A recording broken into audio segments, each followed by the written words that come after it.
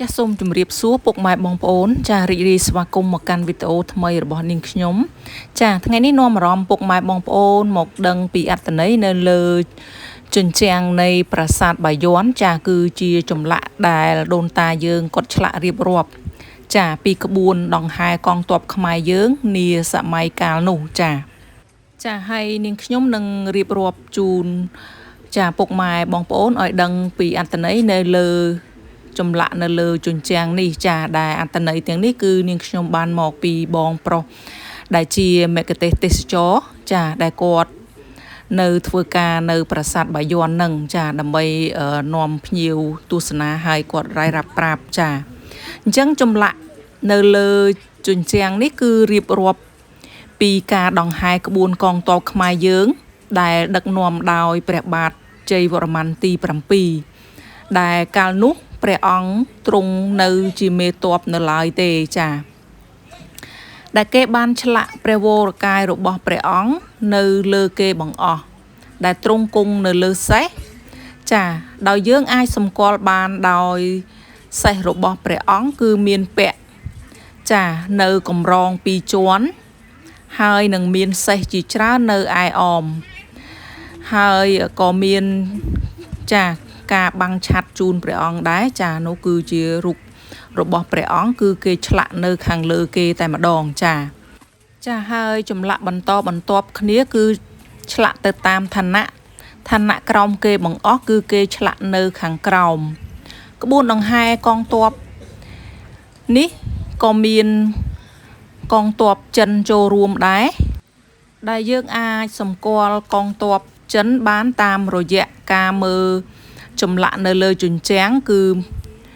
ចម្លាក់នោះគឺមានភ្នែកតូចស្លឹកត្រចៀកខ្លីមានពុកចង្កាហើយនៅលើក្បាលមានពាក់កំប្រង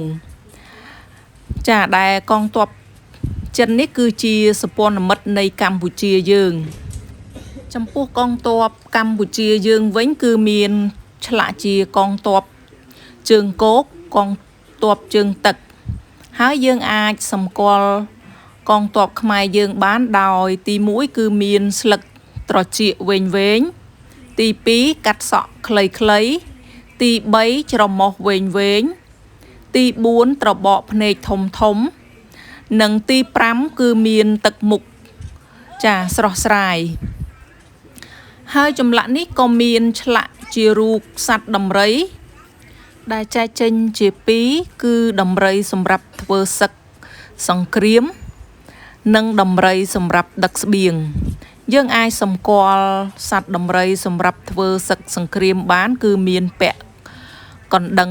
5ចំណែកឯដំរីសម្រាប់ដឹកស្បៀងគឺមិនមានពាក់កណ្ដឹងនោះទេហើយនៅក្នុងចម្លាក់នេះដដែលក៏បានបង្ហាញពីរទេះគោដែលរទេះគោនេះក៏ចែកចេញជា2ដូចគ្នាដែរគឺមានរទេះគោសម្រាប់ធ្វើសឹកនិងរទេះគោសម្រាប់ដឹកស្បៀងយើងអាចសម្គាល់បានរទេះគោសម្រាប់ធ្វើសឹកគឺមិនមានពាក់ត្រដោកទេតែរទេះគោដែលសម្រាប់ដឹកស្បៀងគឺមានពាក់ត្រដោកចាហើយយើងអាចសម្គាល់បានថាជារទេះគោខ្មែរយើងគឺដោយយើងសង្កេតមើលទៅលើកាំរបស់រទេះចា